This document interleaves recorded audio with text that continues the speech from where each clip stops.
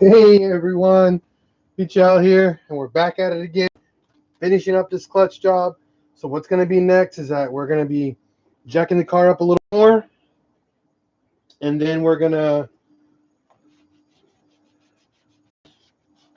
jack it up more, pull the transmission from underneath, clean out the inside of the training, grease up some parts, pull the pressure plate, clutch, and flywheel out, do some inspecting, see how bad it was actually, and then let's go from there. And then we reverse the process and get it all done. Hey, buddy, old pal. Hey, Tiny. What's going on, buddy? Just another day, man. Just another day. Getting back at it. No rest for the week. Oh, yeah, that rod's going to be all greased up.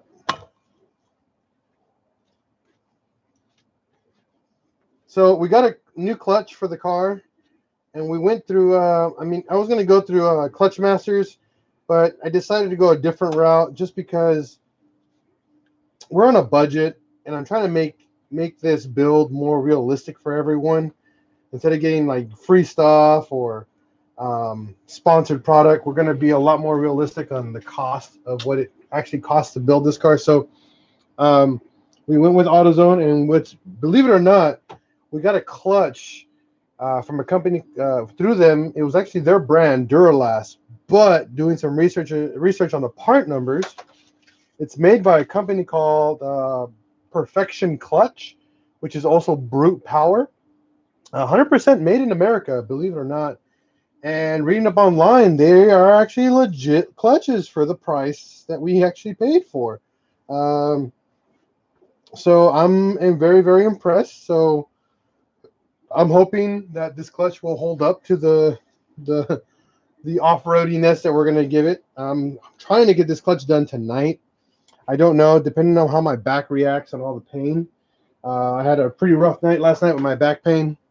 So I don't know if it's going to be the same today. So I'm hoping that we're going to be good.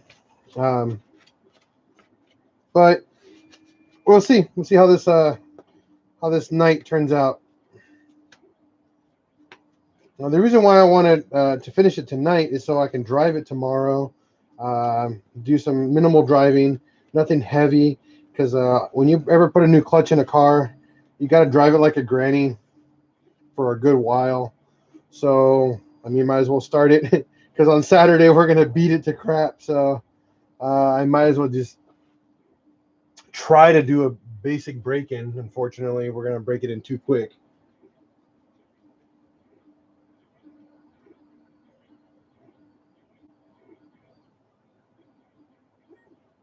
Nice, Tiny. Very nice. All right, I'm gonna go grab my phone so I can see you guys' comments while I work. Um, and then we're gonna get to work, pulling the old clutch flywheel and all that. But I gotta jack up the car more, so I gotta go get a bigger jack. Or actually, no, I just use more wood. Uh, yeah, more wood would do good, and just jack up the car higher because we're not high enough to pull the transmission out. So just give me a couple minutes on that, guys, and I'll be right back. For Redondo Beach, yes, break-ins are super important for a clutch. If you ever broken in parts like that, if you don't break them in correctly, they're just gonna slip the entire time, and then they'll get hot spots on the actual on the flywheel, and they'll get hot spots on the actual clutch material. And what happens is that you'll just get a slippy clutch. Then you're gonna have to remove it, and then you have to sand everything down, and hopefully, I'd say resurface them, but I like to scuff them up. That way, it gets a textured surface, so the clutch can start grabbing again and building a new surface for it to grab better. Um, that's just my old school way of doing it. Could be wrong. I don't know.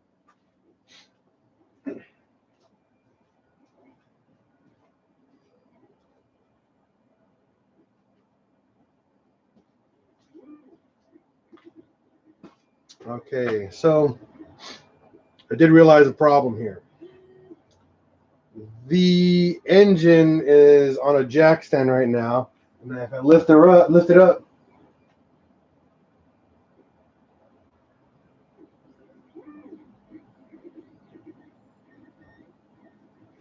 Yeah, yeah, exactly, Tiny.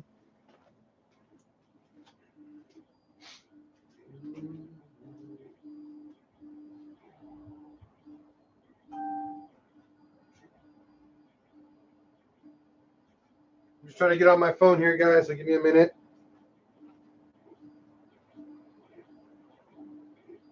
I actually love these gloves because they let me actually touch the screen. Pretty cool. All right, so here we are. So you guys can chat away as I work. Obviously, I'll do my best to answer questions while I work. But again, just as a reminder, I am working and not trying to spark up an entire conversation while I work. Do my best.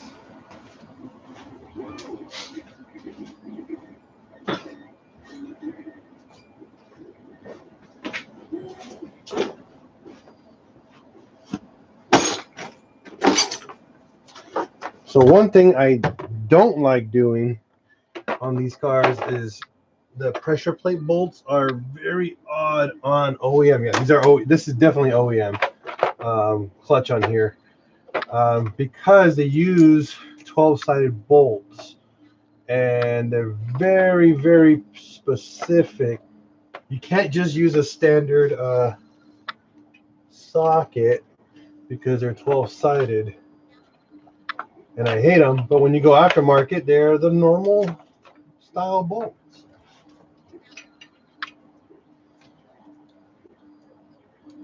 Yeah, so it's a 9mm.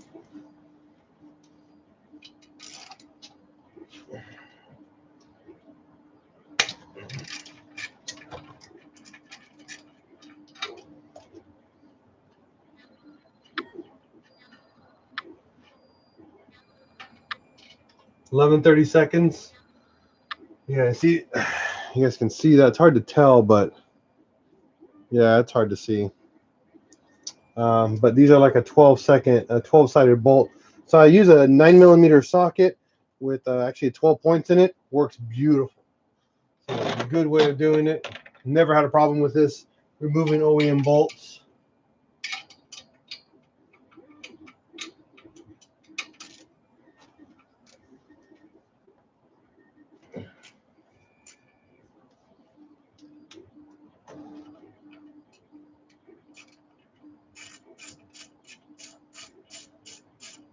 Man, it smells so bad down here. I hate the smell of burnt clutch. What's up, D-Stone? Right, exactly. Focus on my work. I agree. Safety is definitely a first.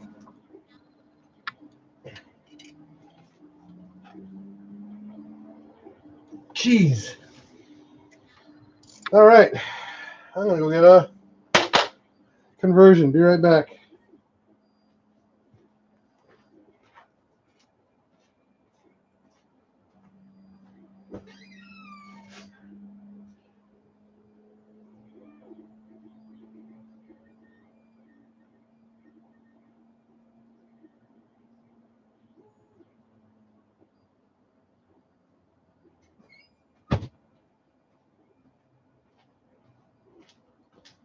Definitely need more leverage here.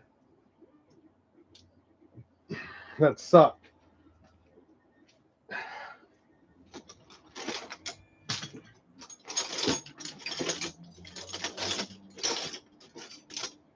Go.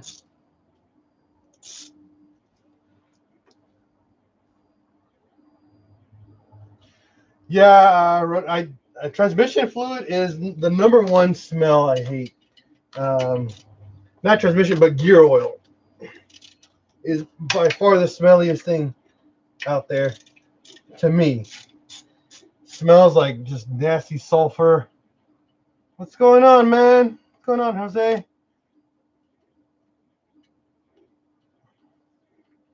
Just chilling, working on the Jetta here.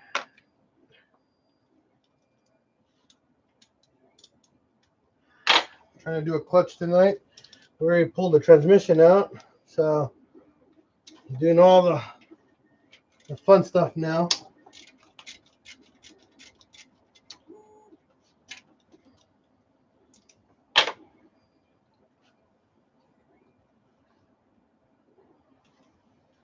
Yeah, it just smells so bad. I kid you not. It smells like rotten eggs, ancient, like really old oil that's been sitting out. It's just gross. And then when you get some in your mouth, it's just even worse.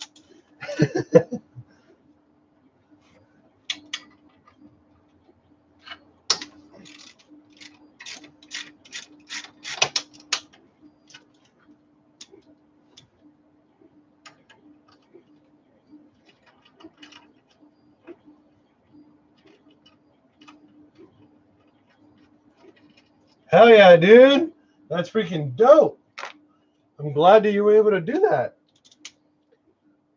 That manual, I kid you not, is legitimately the best thing anyone can ever own on any car.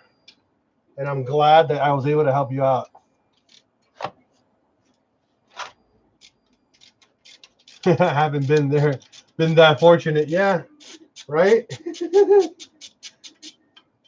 I've had a mouthful of what they call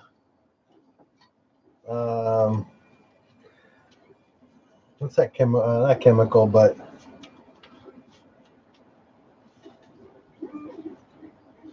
I've had a mouthful of, oh my goodness, I'm drawing a blank, of coolant, G12 coolant in my mouth, and it doesn't even taste nowhere near as bad as freaking gear oil.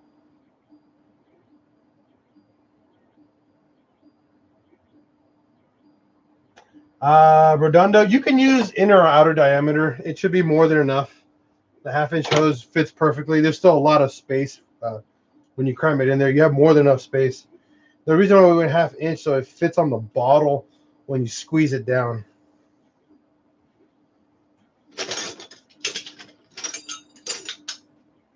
All right, so pressure plate's coming off right now.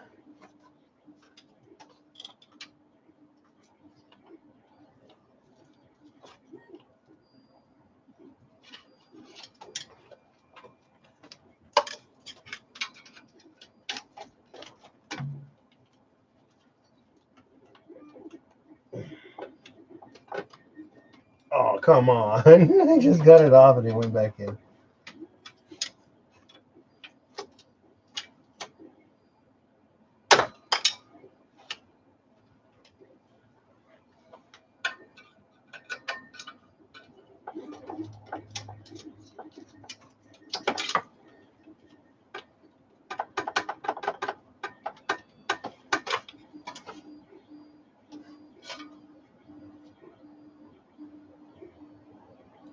That smells bad.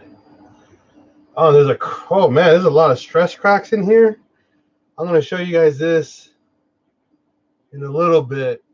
But man, one thing I can tell you about when you guys do clutches, and when you know you have a really, really old clutch, these are the actual pressure plate fins here.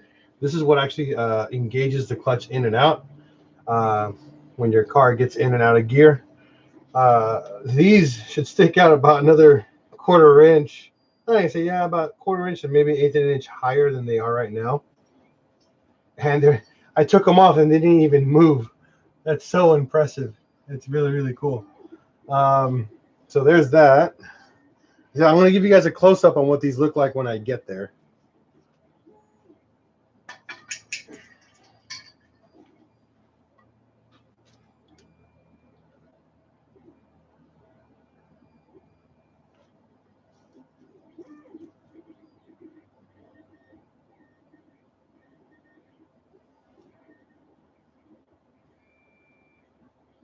Ooh, it smells.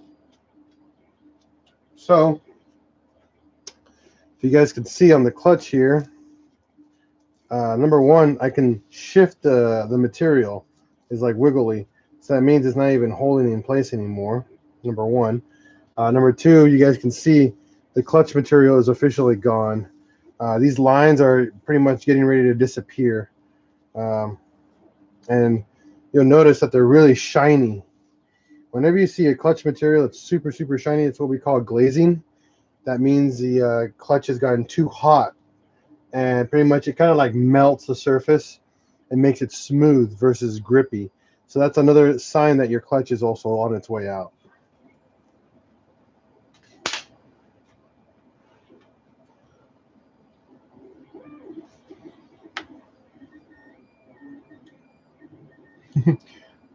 Stress cracks are normal, right? No, not normal at all. Not even close, man. You should not have stress cracks on a pressure plate, flywheel, anything. That's a not normal thing. So we got 1, 2, 3, 4, 5, 6 bolts here. They are triple square, what holds it in the holds the flywheel in place. Now, and in this situation, I would pull out my impact gun and just ugga, take them all out. But it's really loud, and it's it's 8 o'clock. It's almost time for people getting ready to get relaxing, go to bed.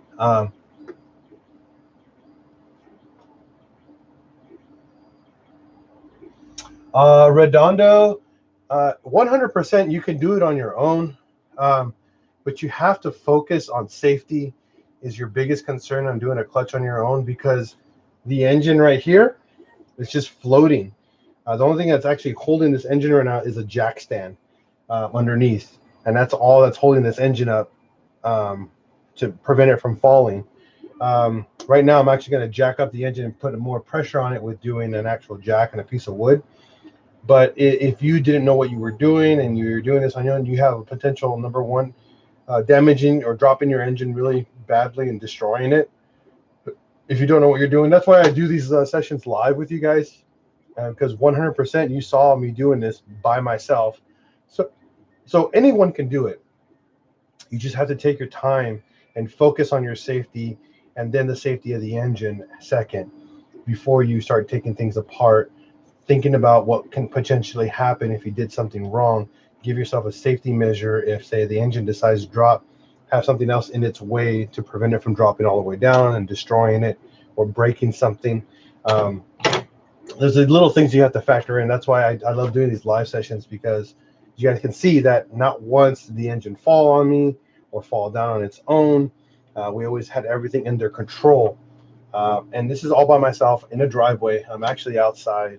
So this is real world scenarios. I'm not doing it on a $5,000-$10,000 lift with all the fancy tools possible. No. This is all done with cheap Harbor Freight hand tools and in a driveway. So anyone can do this. That's right. Okay, so the next trick, I'm going to go grab a socket. I'll be right back.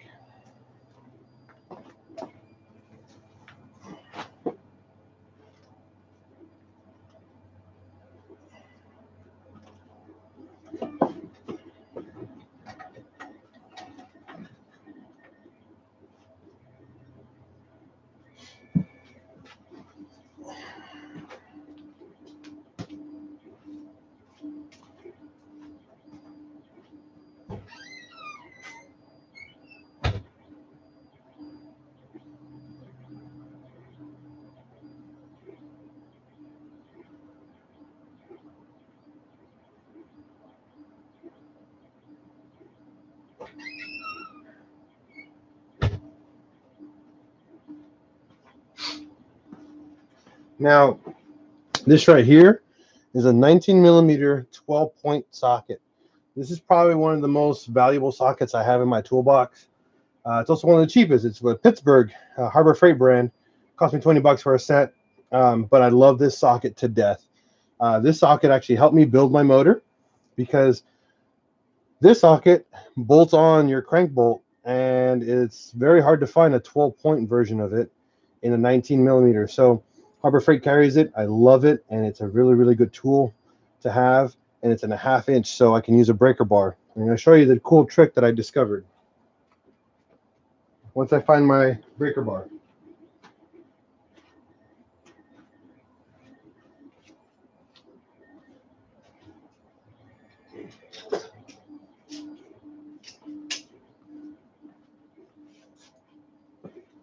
Now, the trick that I discovered, hopefully you have like a 2-footer or a 3-foot breaker bar with your 19 millimeter on the end. What you do is put this on the side where the harmonic balancer or the crank pulley is at. You put this socket on the crank bolt, the big 19 millimeter in the middle of the bolt, and then you lay this on the ground. Okay. What this is going to allow you to do is turn that flywheel and break loose your bolts, because those bolts go on with an immense amount of pressure and tensile strength because they're stretch bolts. You're going to do the same process and reverse it to install your flywheel, actually using this exact same tool. This tool is probably the cheapest thing you can buy besides trying to find the OEM flywheel lock that exists also. This is the best thing I've ever used to remove and install a flywheel right here by myself.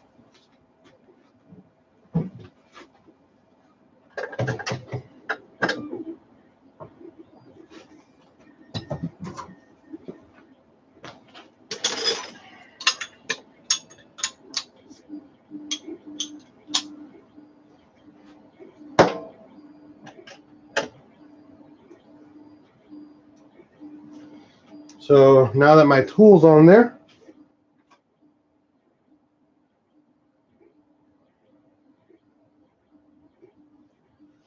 12-point Redondo I only use for very specific saw bolts. I prefer 6-sided bolts because you're actually grabbing more of the nut, so you have less chances of actually stripping a nut or a bolt.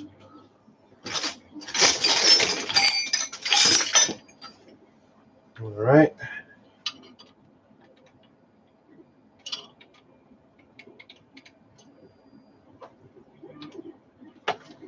So now M10. I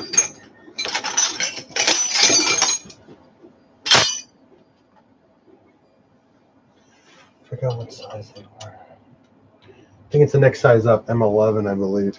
Be right back.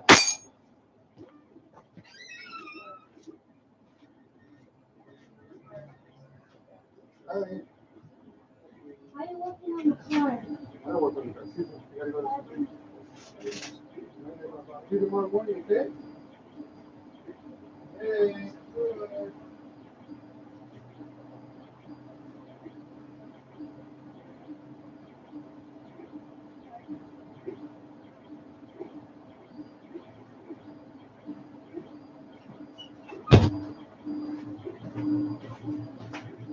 Okay, found it. This should be it. M12, I'm sorry. So now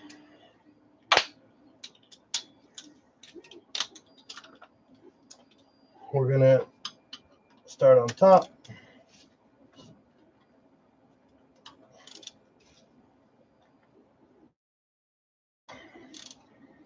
See that? Engine's not turning. I can break loose my bolts. Easy.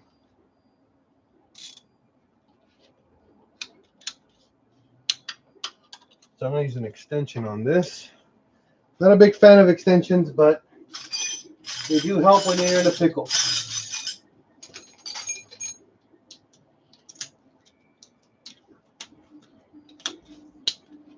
Extensions require to use more leverage to make them work. And that's why I don't like using them. It's a lot more work.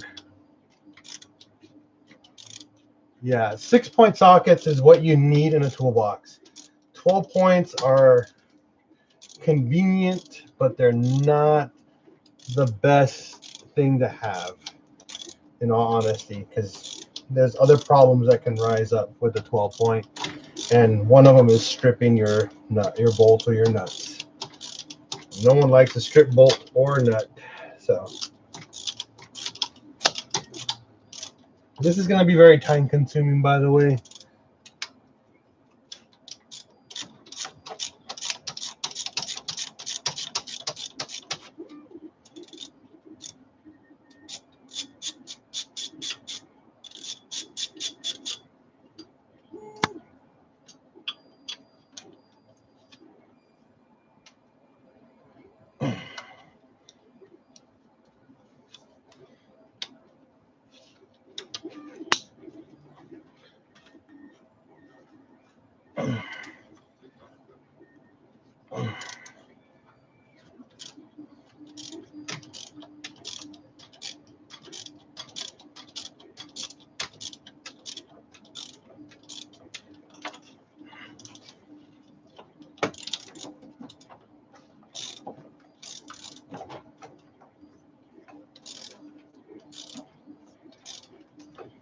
Now, if you guys are wondering why I'm not using an impact gun, again, it's nighttime and I'm not supposed to be making that much noise in my neighborhood.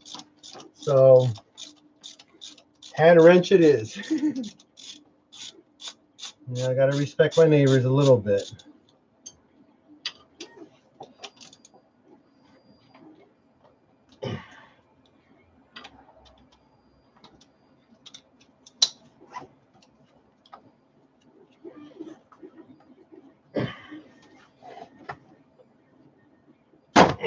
Jeez.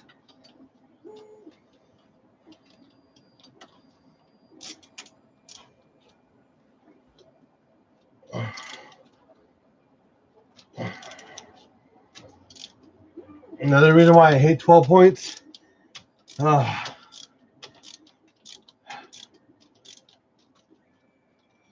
Is it's so much easier to strip.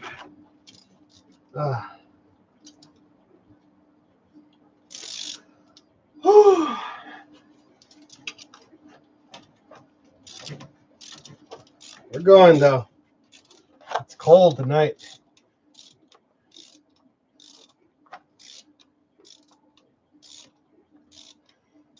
47. Is it hard to install cams on a Mark II? No, not at all, actually. It's a pretty easy job. Tiny. What happened to Marky Mark? Well, Marky Mark started doing some sports, and he got really involved in school, so I can't prevent him from coming over. From stop doing that. So,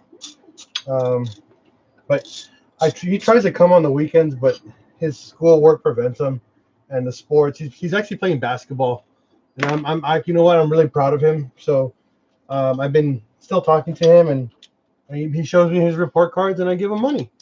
You know.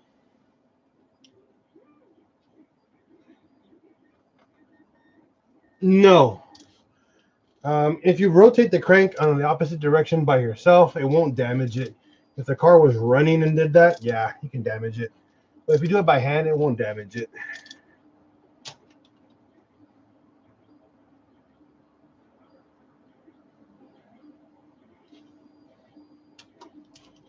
For 47, his question is, would I need a tune or send it after?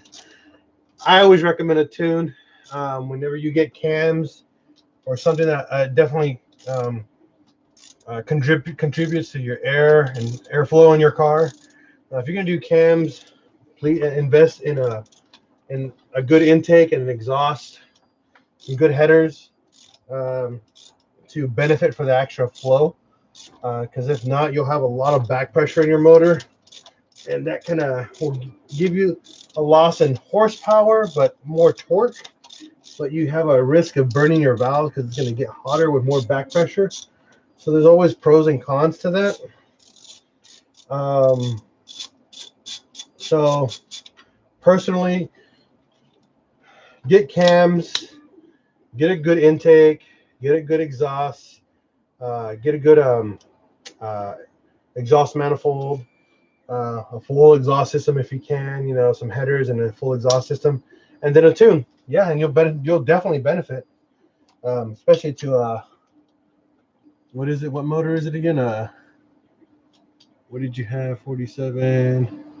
Yeah, 16 valve. Oh yeah, 16 valve. Especially, they benefit a lot with cams. No, Tiny. And when I give you money, you're already a grown ass man.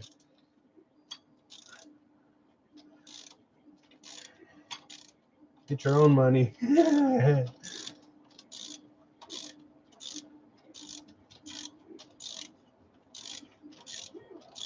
We're down to 2 more bolts, and the flywheel can come out, and we can do some inspecting.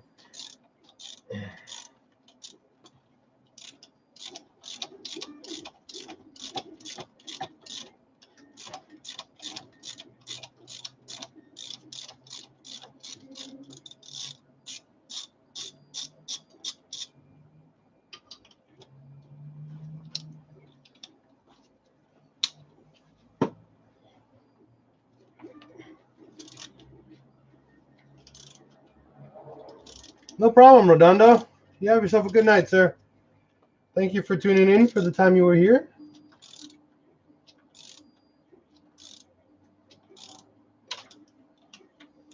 For 47, dude, just shop on Facebook. You can buy so many good parts on Facebook right now for Mark IIs. Especially 16 valves. 16 valves for some reason have gone up in performance parts. A lot of people have actually been rebuilding 16 valves lately. It's a great motor. So I would definitely shop around on Facebook. A lot of people, but don't shop in your area. Just shop in general. I recommend the page called Burn All the MK2s. It's a great page for Mark II owners.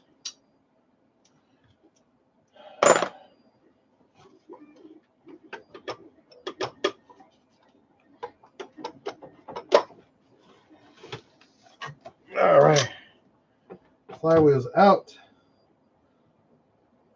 Ooh, it smells.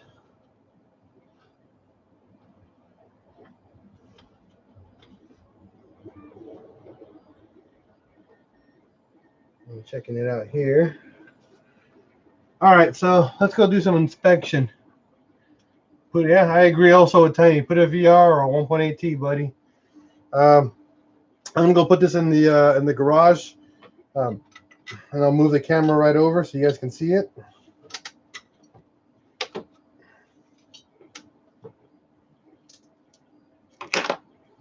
Be right back.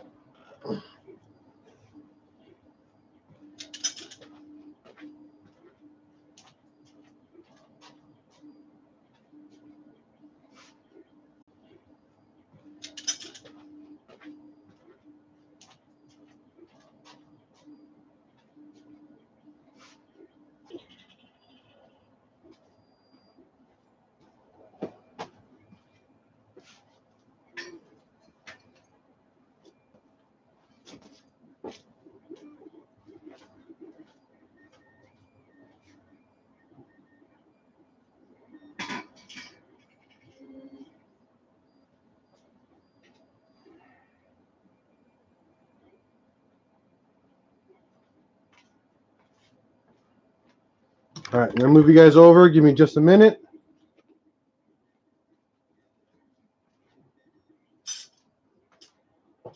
I'm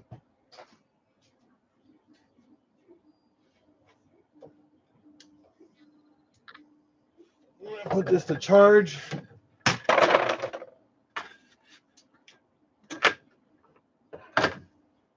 Well, one of them to charge.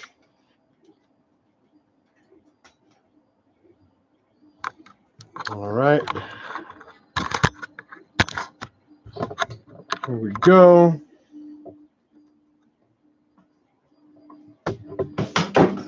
Oopsies. Come on.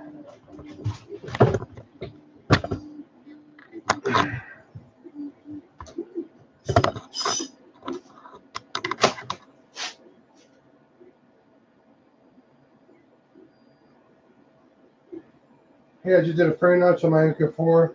Also cut my sway bar. Am I good or not? Yeah, you can remove your sway bar in the Mark IV. You're perfectly fine. Definitely fine.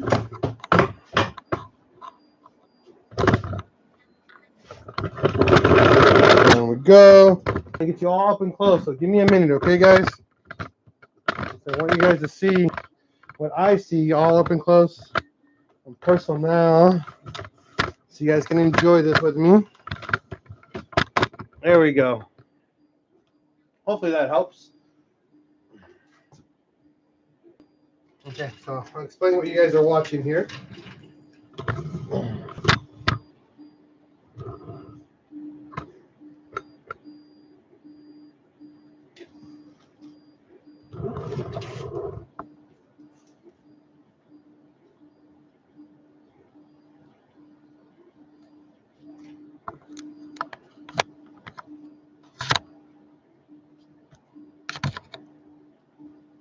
Okay. So these are the clutches, the clutch kit, pretty much side-by-side comparison. Old on the bottom, new on top. And what you're looking at is pretty much we're going to show you the issues and how you know if you have a good clutch or a bad clutch. Number one, we're going to show you this guy over here on the right.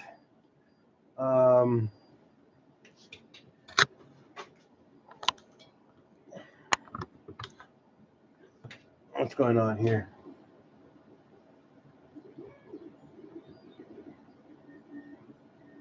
Hold on. There we go. So we're going to show you what's going on here from left to right, or I mean from right to left actually, and show you the differences. Number one, we're going to show you a brand new pressure plate. So you guys can see this. So right here on the surface itself, you'll see it's super clean. No like rainbow effects, no glazing. That's what you want on a clutch, used or new. Very, very important to that. But you guys get over here, and now it's a whole different story. It's hard to see, but there's a crack about, I'd say about an eighth, maybe a quarter inch there. Same here. Same here. Here. Here. Oh, this one's huge. This is almost half an inch on this guy. Maybe a little bit bigger or smaller. Those are what we call stress cracks, and these happen when a clutch gets really, really hot and then cools down very quick, or you just get it super, super hot in general. Yeah, it's the burnt smell we smell here. This happens. Like I said, this is normal, but I mean, I don't know how old this clutch is, honestly. I mean, this car has 278,000 miles, maybe more.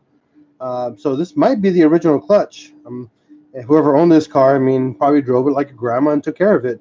But it's working. I mean, it held up an off-road session. Can't complain. So that's one comparison there. Now the next one right over here. This is actually the clutch. This is the actual clutch right here. This is what people don't really understand by a clutch.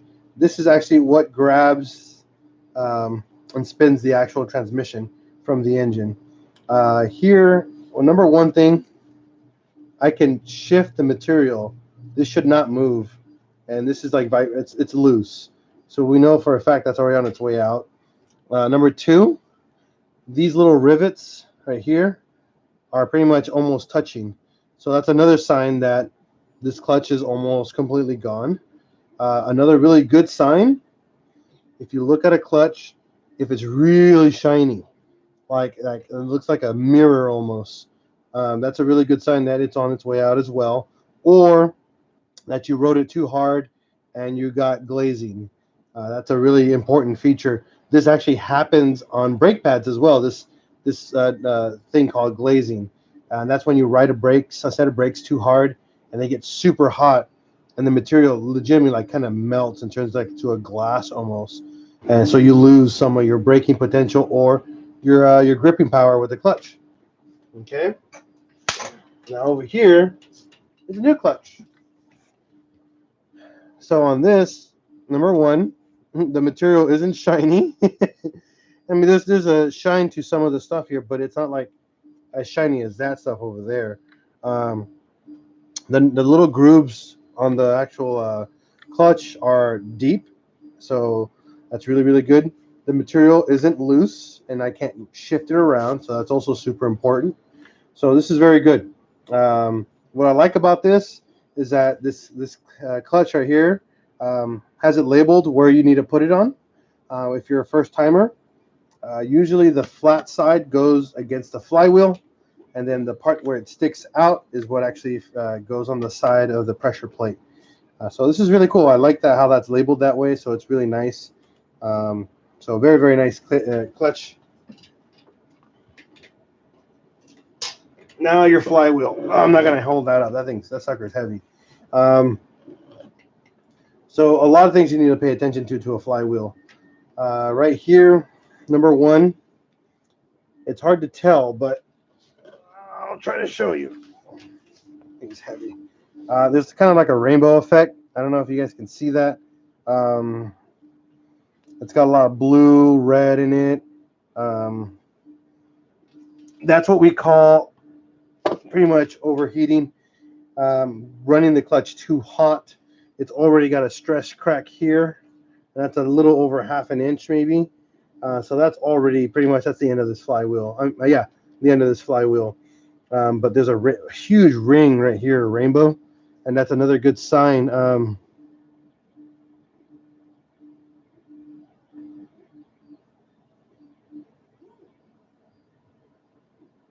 Oh man, that sucks. These stress cracks here, these heat marks, showing that whoever had this originally, or it was from us, that we rode the clutch too long, meaning we weren't allowing the clutch to engage all the way. You're kind of pushing and kind of feathering the clutch, and that gets it really, really, really hot. And then that's what this rainbow effect happens here. So that means that clutch just got way too hot, and it's just so much.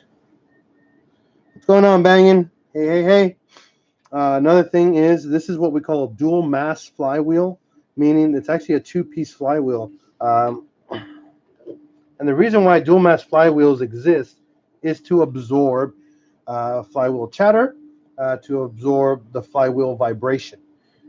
This flywheel that we got over here is a single mass, so we'll get a little bit more chatter. However, the nice thing about this flywheel, in comparison to most people doing,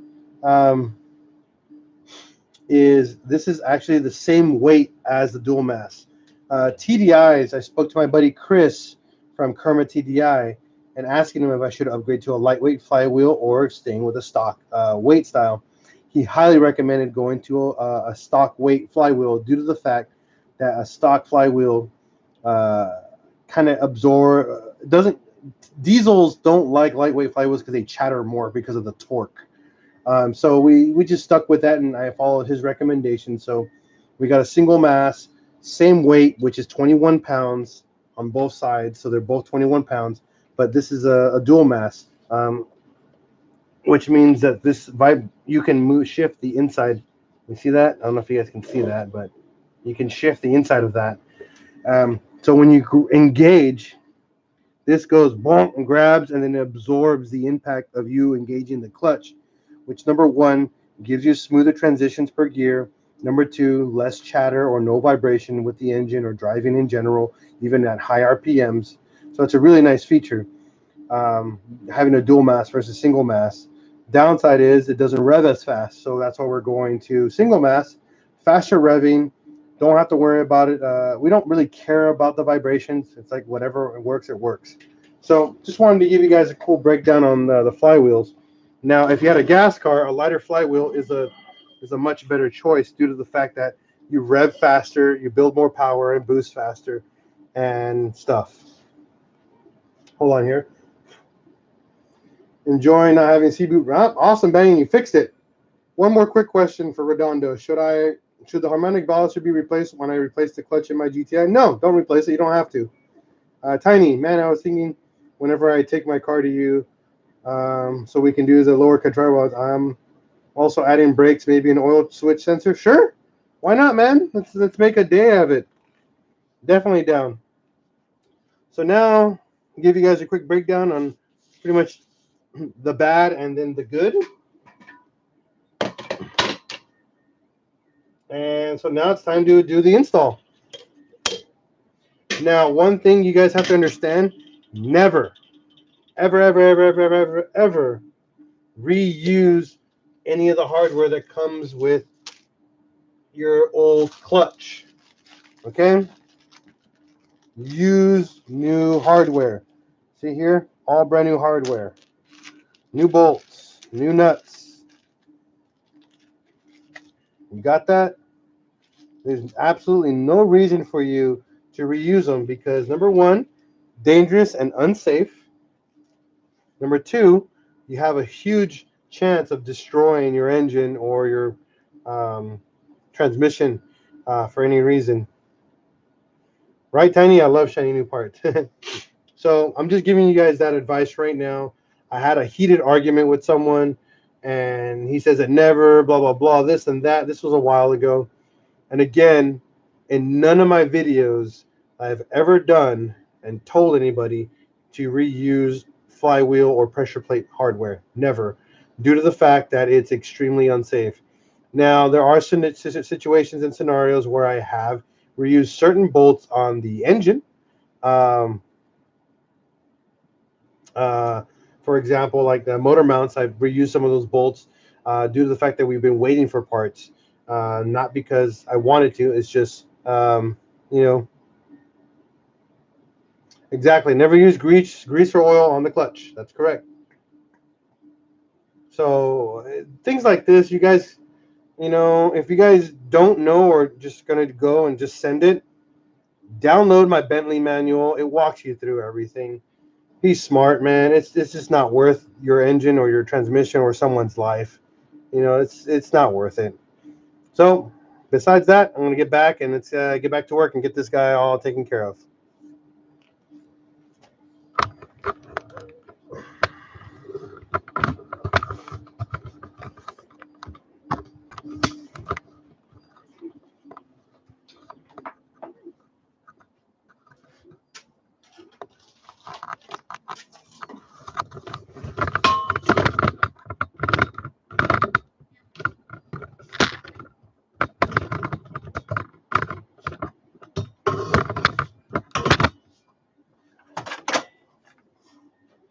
All right, here we go. Back at it. Cool.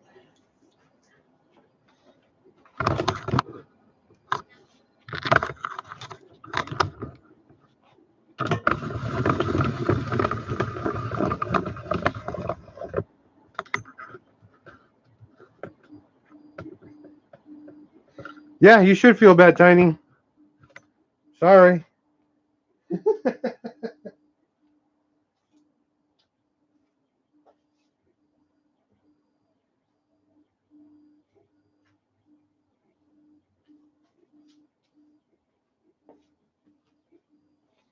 All right, get my phone back over here. Whew. Now, there is a metal plate that sits back here. Leave it alone. Don't touch it. It's just kind of like a dust cover. Just leave it alone. Don't mess with it. There's no reason for you to mess around with it.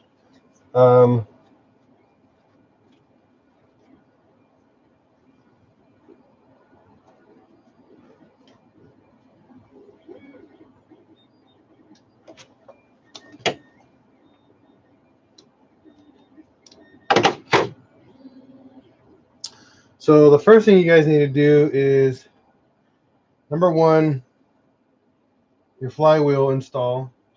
Well, work, so oh well, haha. Yeah, man. It will work, but it's just not the smartest thing. If you're making a lot of power, you don't want to have that risk, you know. It's just, I don't know, man.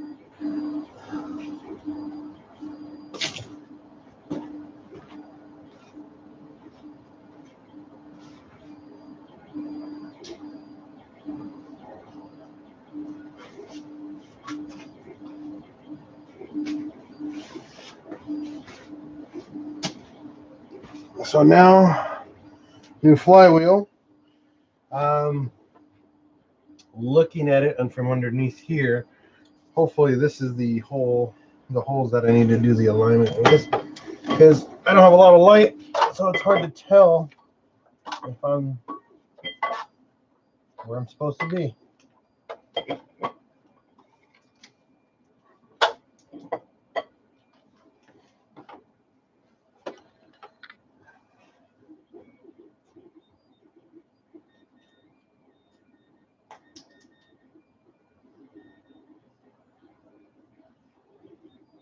Yeah, man, everybody learns.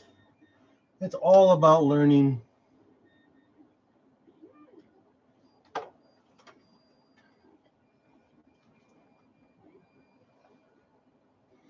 All right, so I think I lined it up correctly. I'm going to grab the bolts really quick. Be right back.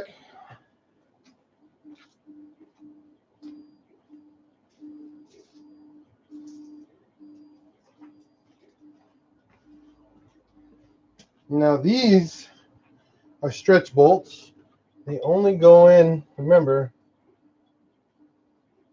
one way. The flywheel only goes on one way.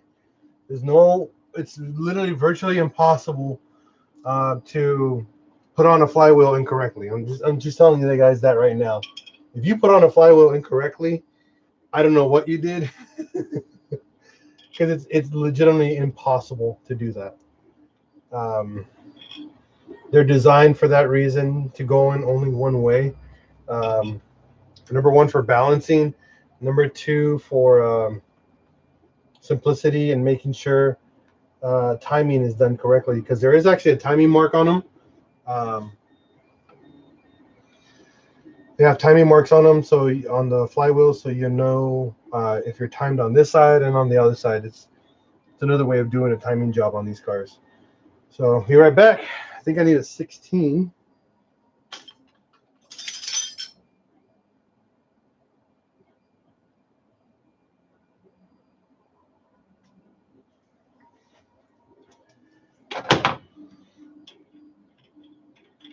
Nope, 17. Yep, 17 it is. Now what you're gonna do when you guys do this, it's just like when you install a, how can I explain this? This is exactly the same thing as when you install a wheel. Star pattern. Everything goes down star pattern. One thing you have to understand too, only put these on hand tight. How often should a water pump, a metal water pump, be replaced? Pretty much the same time you have to replace your timing belt. So every 60 to 80,000 miles.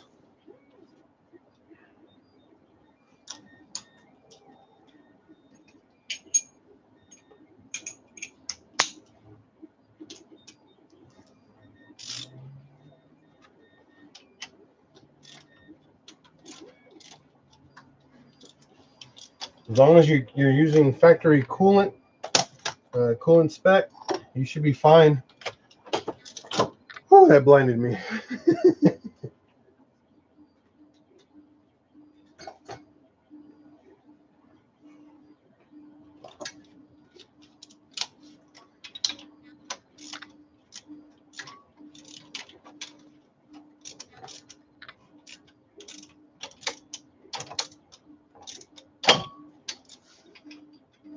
Now, when these thread in, they do thread in kind of hard because of the blue Loctite they use.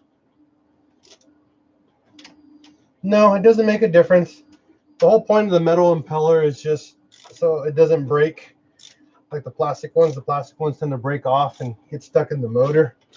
Not the best scenario for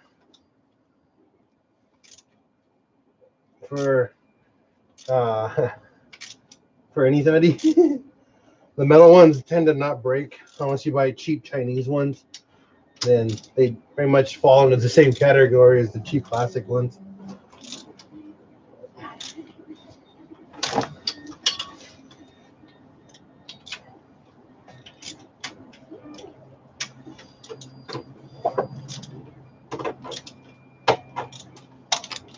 Okay, so now since I'm rotating the flywheel in the opposite direction, I gotta use my special tool trick and do the same thing. Put the breaker bar on the other side, so when we start tightening these all down, they can prevent the flywheel or an engine from turning.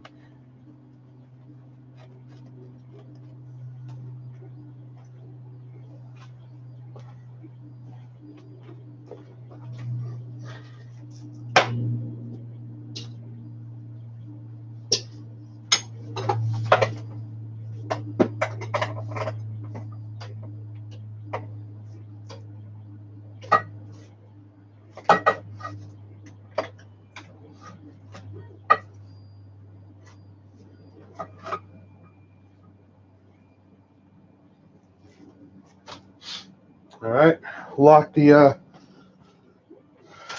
transmission in place. This is gonna take me forever to put these bolts on.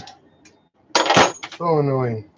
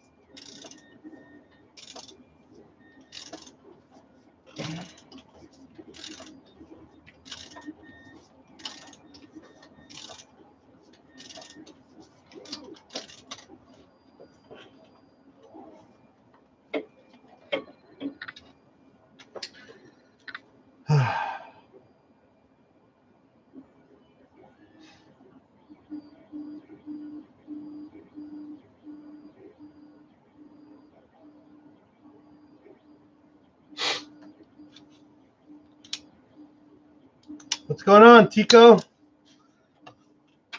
How you been since our last chit chat yesterday?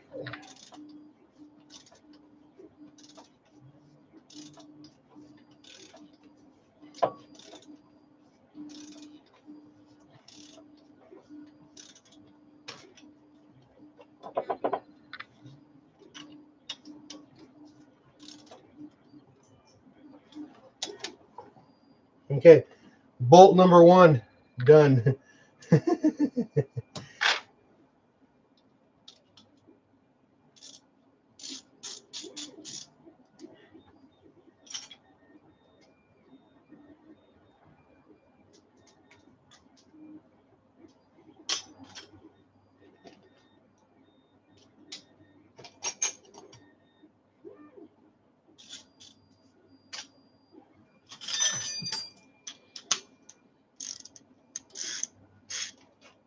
Hopefully this will help.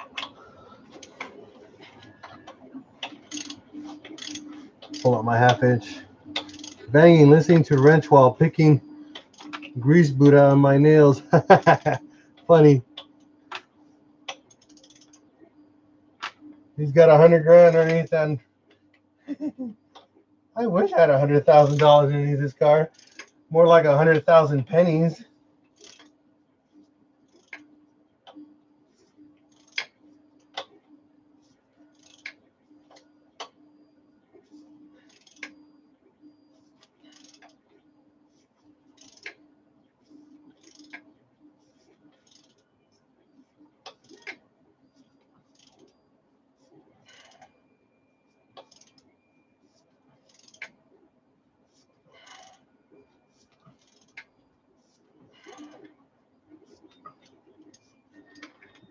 Oh, too soon, Junior. Oh, man. Good Fast and Furious quotes.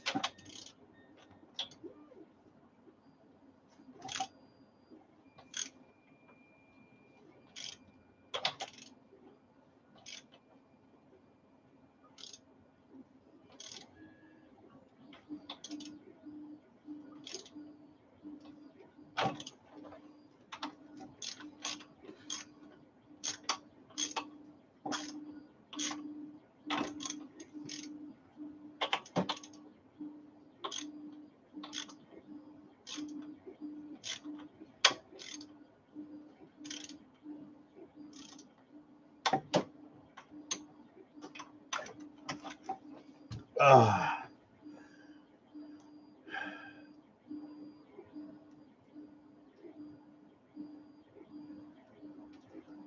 Yeah, an 8-second 1 point. I mean, everybody else comes back from the dead, so why not, right? Freaking, they brought Paul Walker back, and he's been dead for a while. For reals, and they brought him back. Jesse's actually probably still alive in real life. uh,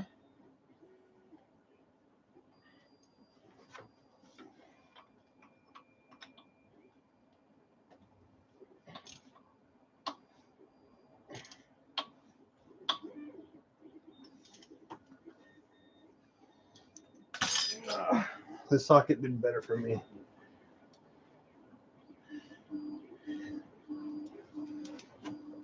Yeah, the new Fast and Furious, I don't know how, I don't even want to, I'm not going to give them money. In all honesty, I'm going to pirate the movie so I can watch it. I'm not going to give them money. I haven't even watched the Hobbs and Shaw yet. I haven't even watched the last Fast and Furious, so yeah.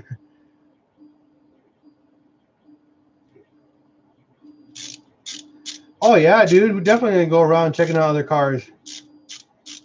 Definitely, man. That's all the whole point is checking everybody's rides and having fun and making new friends. Definitely, dude.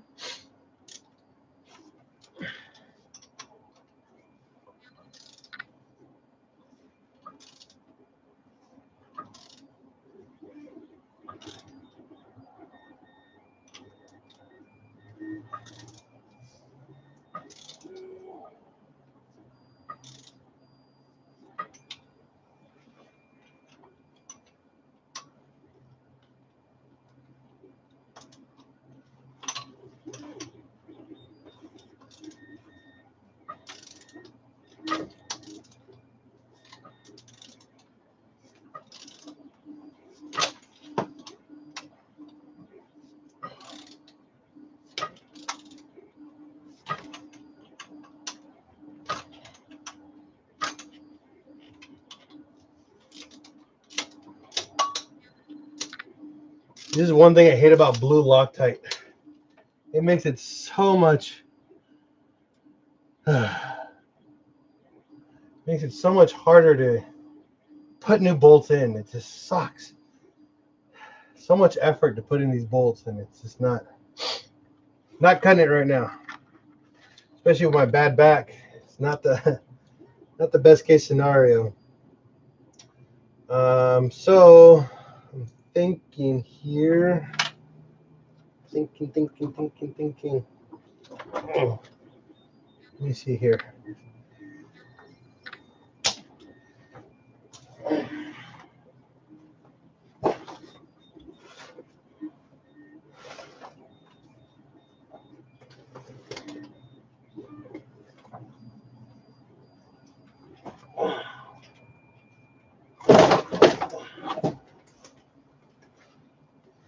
My transmission's out of the way.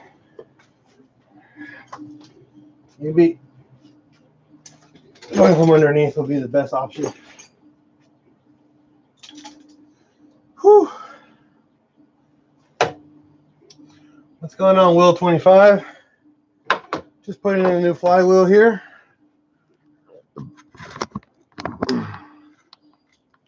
See if I get you guys here all up close in person now. So you guys can see that. Let me get the other light.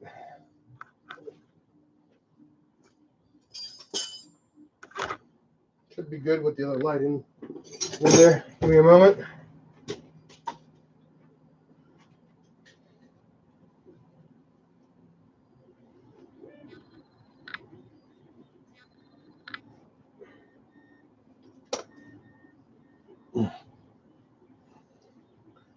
Better? Yeah, there you go. So now we're going to be getting all those down.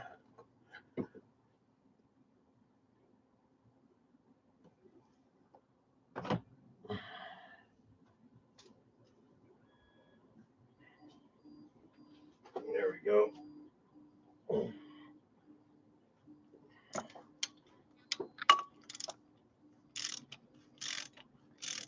100 times better.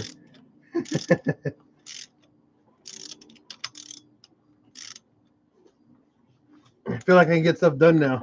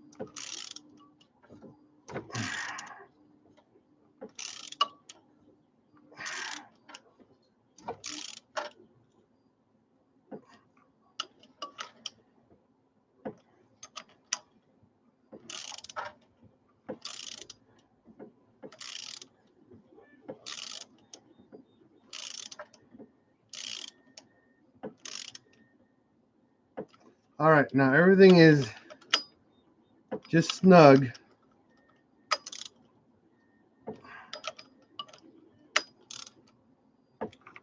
Because we have to torque them down first to spec. Okay, so let's look that up.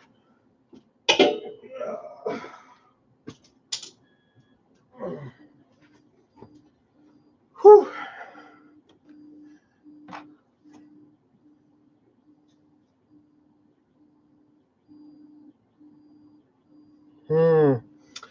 Out of those three, Tiny, I will take the Mark II Rally Golf all day.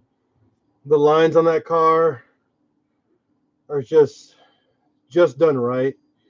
It looks like a rally car, has the feel and everything. It's just a cool looking car. I mean, that's my car. Mark II Rally Golf all day.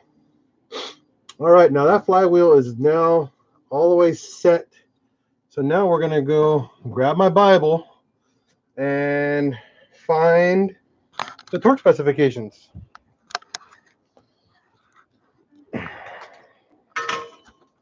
That's what we do.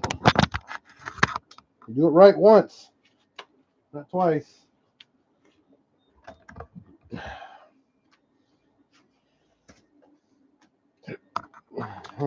Filthy hands.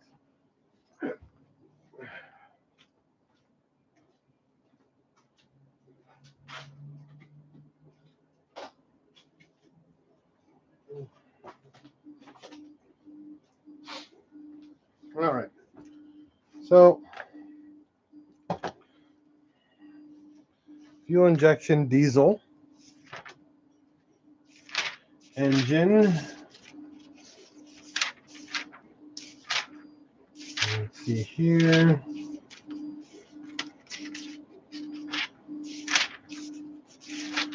.8 diesel, electronic, exhaust system, emissions, engine electrical,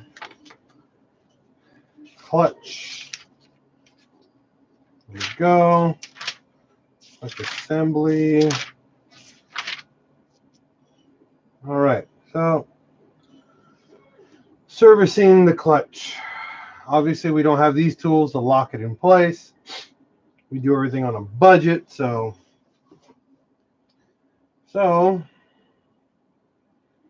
the two-piece flywheel.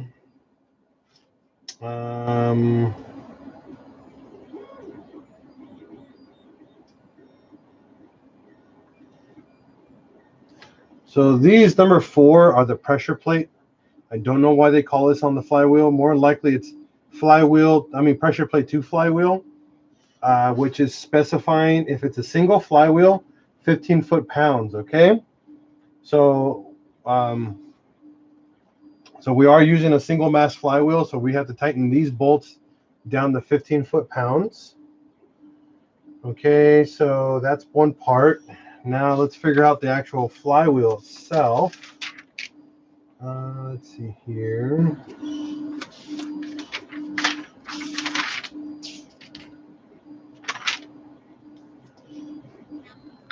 Nothing here. Well, that sucks.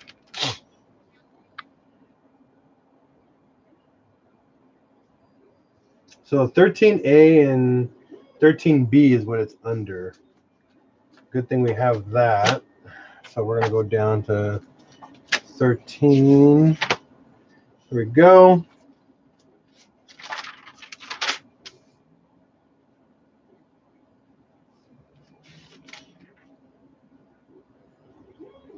Let's see.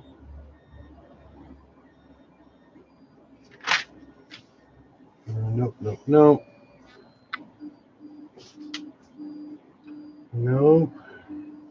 None of these are it.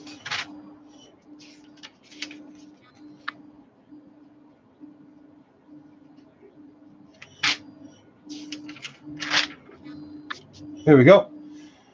Number 10. But this is for a VR. So 44 foot-pounds, quarter turn, aka and plus quarter turn or a 90 degree. So easiest way to do a 90 degree is you start from the bottom and just go turn it all the way up. So that's what we call a 90 degree, or you can mark them. So that right there pretty much tells me that is the spec for that flywheel, but we got to confirm that if it's specifically for that flywheel with another engine. I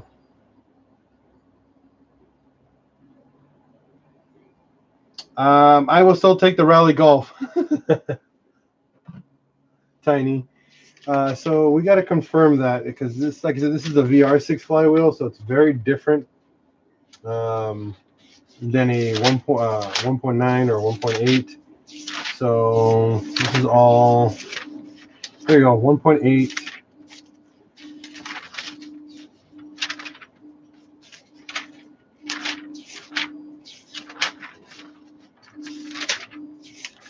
Okay, nope. This is the head.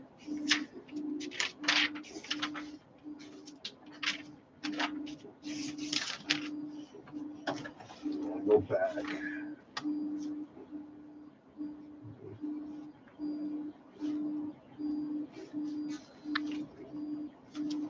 Cylinder block. Let's see here.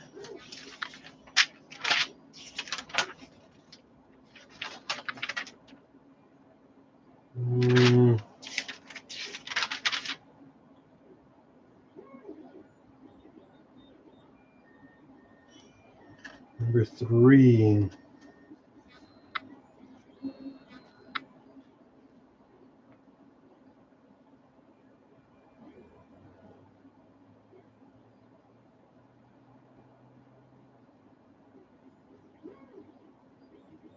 Okay. So, flywheel. It's actually a 3-stage process on this one. So for this flywheel, technically it says 22 foot-pounds, then 44 foot-pounds, and then a quarter turn, aka a 90-degree turn. So that's where we're at on the Corrado, Scirocco, or Cabrio. Which generation Scirocco? Tiny. So reading this, there you go. So for the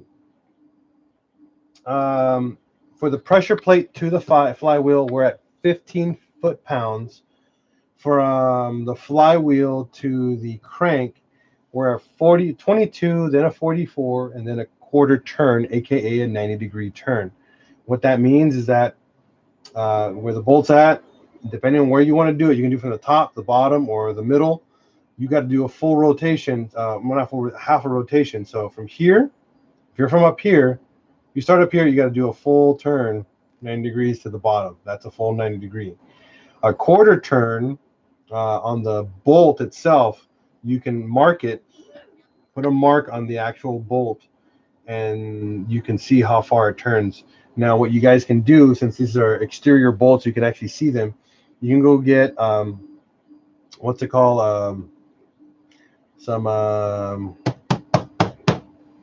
whiteout and mark everything on facing up, like straight up, and then do everything a quarter turn, and then you can see where you're at. Well, that's pretty straightforward. So let's get that taken care of because we got work to do tonight.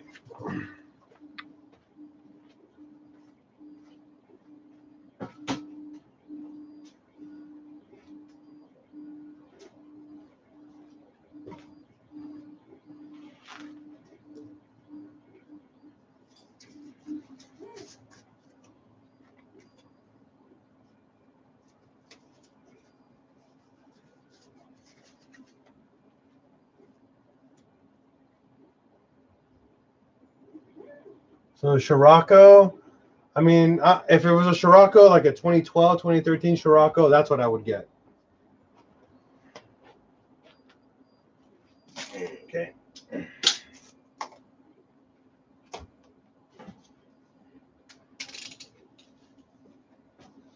Now, as per the manual, we're going to follow this to a T. So it said 22 foot-pounds first.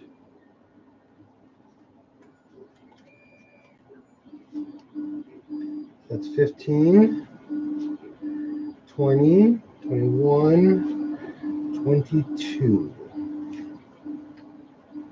So again, we do everything kind of in a star pattern. That's just the process we do everything at. So let's get you set up over there again.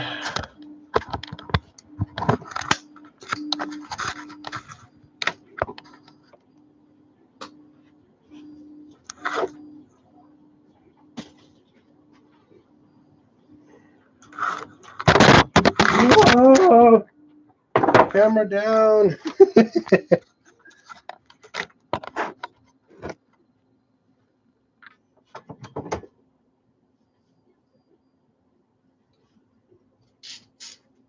Okay.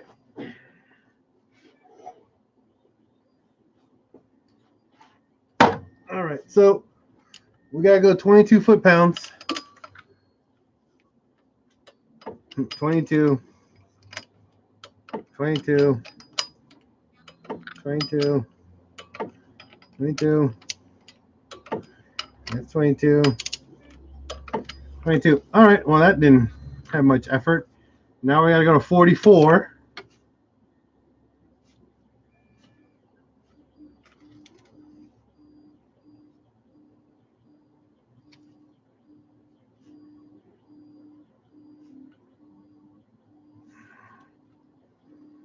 All right. Same process. Star pattern. 1, 2, 3, 4, 5, and 6. Now everybody here is at 44 foot-pounds. Now we got to mark everybody straight up with the marker and give everybody a quarter turn, or AKA a 90-degree. You're literally going to stretch the crap out of the bolt, just so you guys know.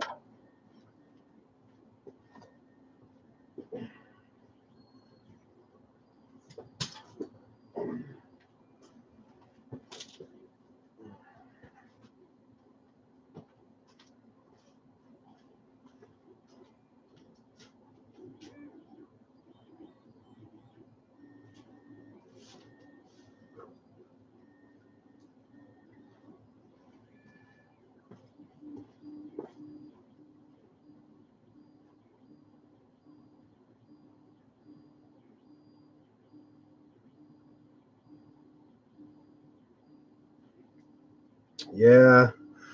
Oh, yeah. No, I did not get the gloves off of Wish. These guys.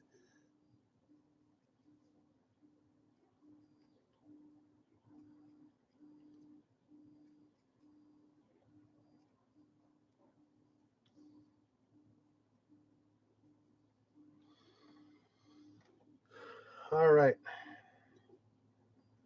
Now, you do it in the same order that we did last time. But this time, you got to give it your all, because you have to put these, you got to put a lot of strength into these. So you need a breaker bar.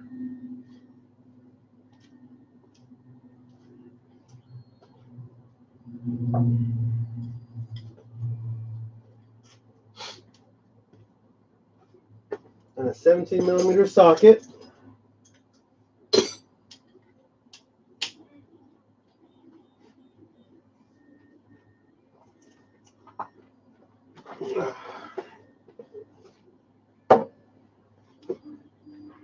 Now, as you guys saw, I marked all of them straight up. So you can go a quarter turn or 90. It all depends on what you have available room-wise. So I brought my shorter breaker bar.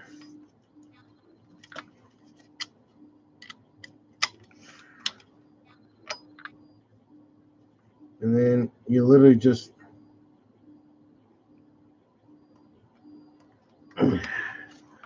so right now we're like not even a quarter. So we went from 90, we turned it, and just keep turning it.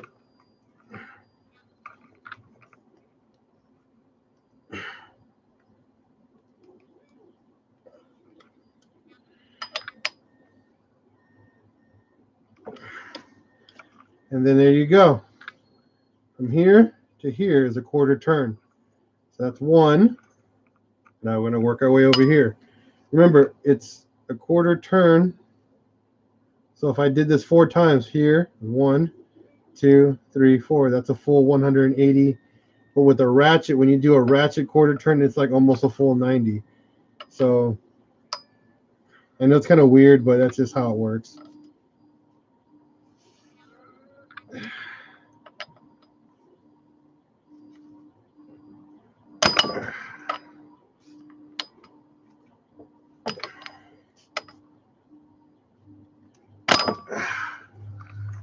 God, I hate these.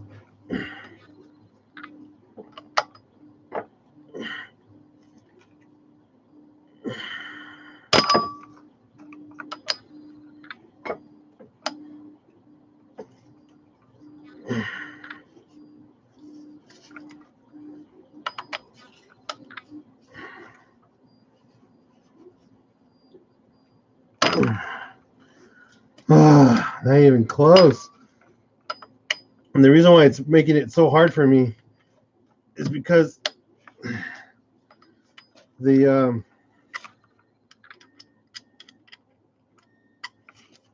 breaker bar is flexing on the other side, so it makes it a lot harder to turn these guys. I'm gonna try a shorter socket. Be right back.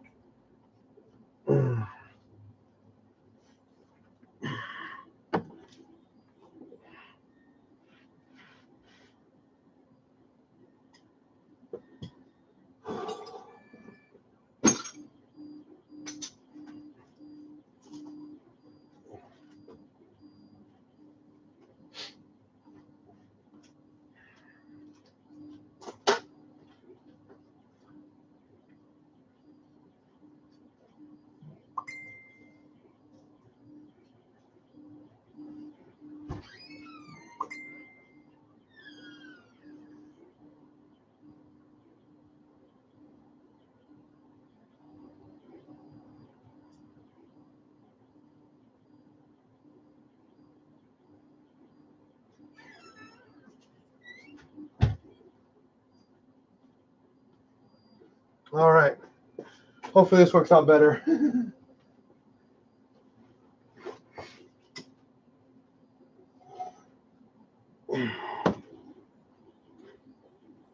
Okay.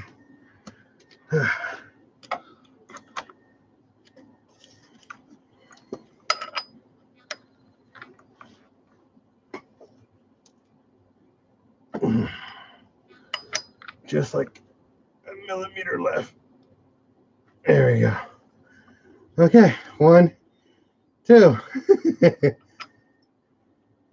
And then 3, 4, 5, and 6.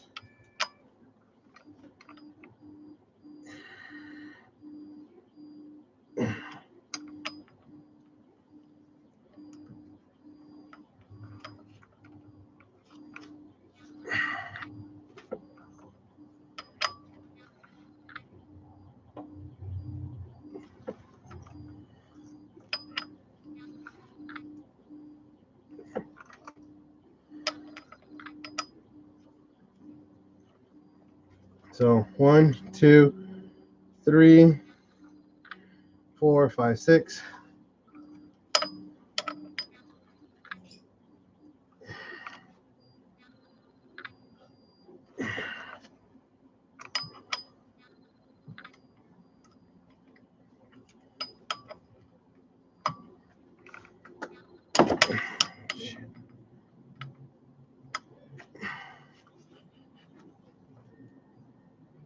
Ow.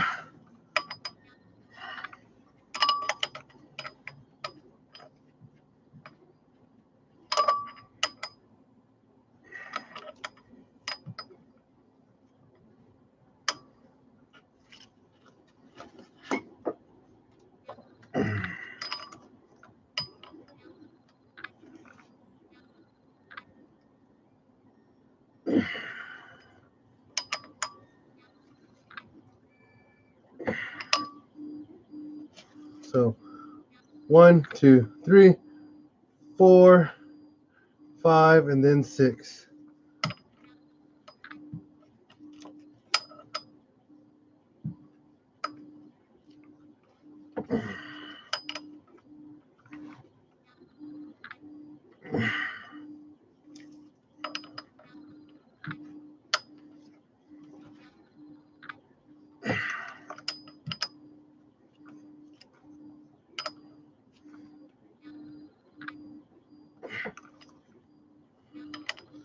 Last one.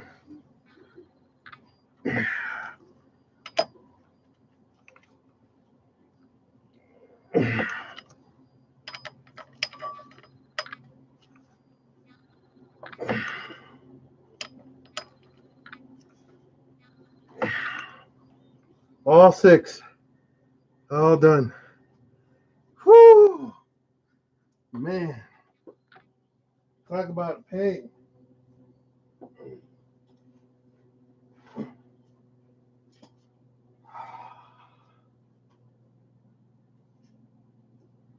I know. It's super sketchy. Whew. So now we have all 6 all done. The next job now is to put in the clutch with the alignment tool and then the pressure plate and get that all torqued to spec. Remember, the bolts that go on the clutch, the pressure plate to the flywheel are 15 foot-pounds because we're using a single mass flywheel. If you're using a dual mass flywheel, they're at 10 foot-pounds all around. Very good, important tip right there.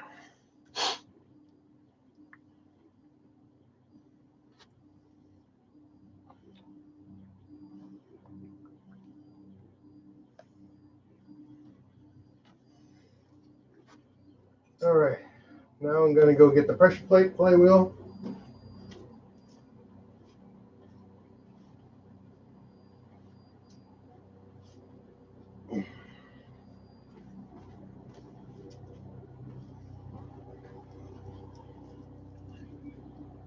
So usually,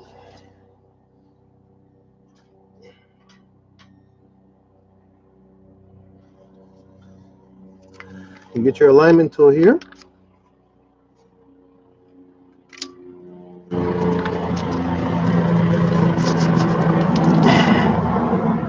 It doesn't like that.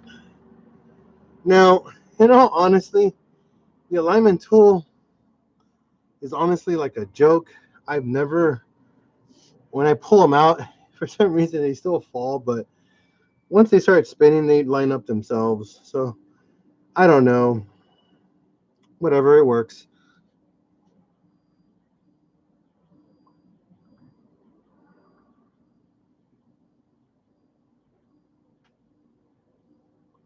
I might be putting the trans on right now. It all depends on how I feel in a couple minutes. I might actually have to use the restroom for a little bit. My tummy is not very happy right now.